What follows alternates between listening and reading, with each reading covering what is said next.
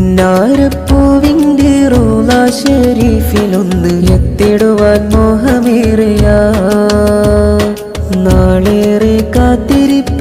സവിധമൊന്നണയ മോദിയേറെയാണ് തിങ്കളേ ഏറെ അതോടെ ഒരു നാളിൽ ഞാനണയും ആ പുണ്യമായ മണ്ണില്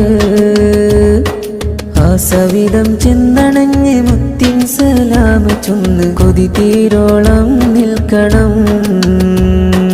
എന്നാണ് ഭാഗ്യമെന്നിലെത്തുന്ന നാളതെന്ന് കാത്തിരിപ്പാണ് തങ്ങളെ